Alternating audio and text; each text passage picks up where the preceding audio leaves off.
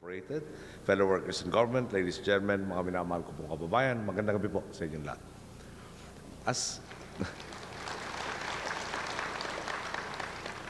As I approach the end of my term, I find myself often looking back on the past 6 years. One of the things that stands out to me is the fact that I can no longer remember how many times I have met with your federation. If someone were to ask me, I can only answer very many times. With that answer naturally comes the thankfulness that you have not grown tired of me. You will probably remember that in the past, I've spoken about your civic duty as Filipino citizens.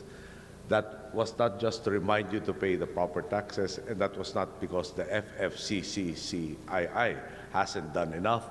No, it is precisely because since your establishment in 1954, your federation has proven time and again that you are more than willing to help your fellow Filipinos. There is the average of 45 medical missions you hold every year, where at least 800 Filipinos are attended to per mission, and vitamins and medicines are provided free of charge. There are the various ways in which you've helped our national police through donations of vehicles, equipment, and even funding.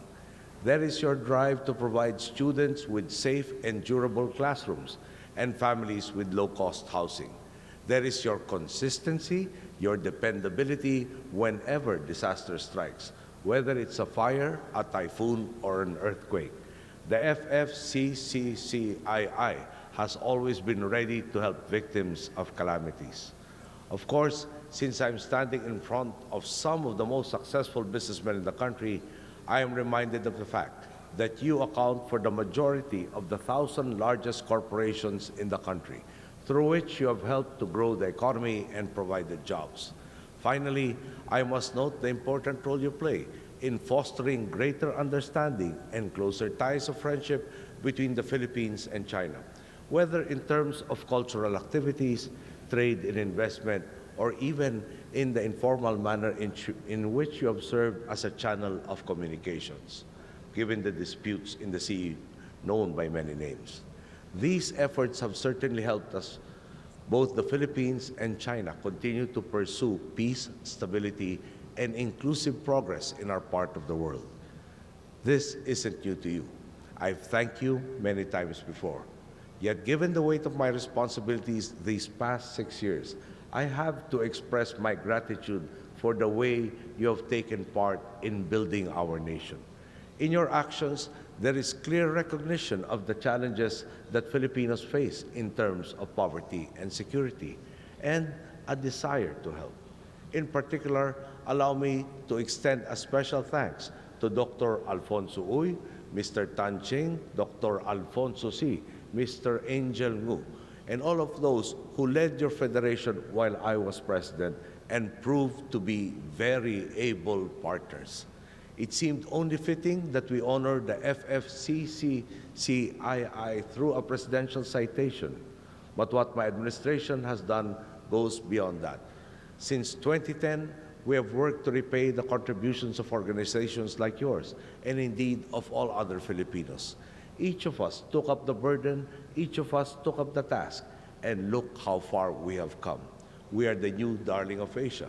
Our economy is among the most resilient and the best performing in the world, which I'm sure you have felt in your respective businesses. More than 7 million Filipinos have risen above the poverty line. 7 million Filipinos who have the ability and the confidence to work in your factories and offices, or who have the capacity to buy your products and make use of your services.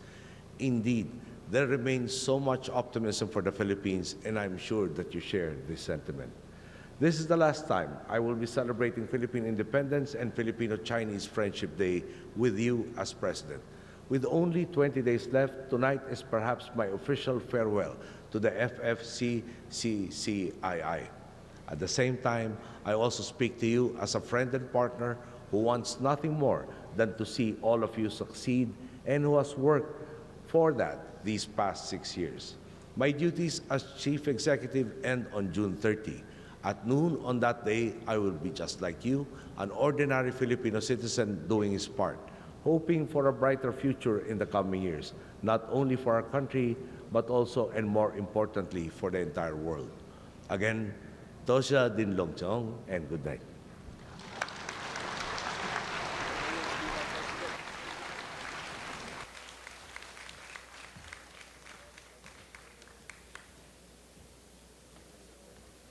Thank you, Mr. President.